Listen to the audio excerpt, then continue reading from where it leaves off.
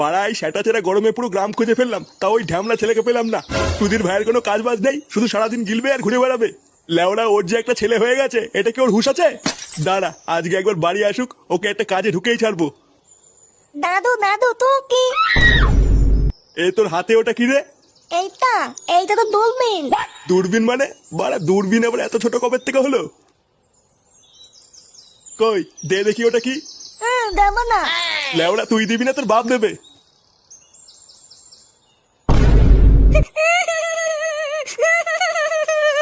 এ কি, এটা তো গাজার কলকে। আরে চুপ কর না গুদমানি বেটা। আমি চুপ করবো না, আমার খেলনা নিয়ে এটা তুমি। আরে বাবা, এটা কোনো খেলার জিনিস না, এটা নিতে নেই।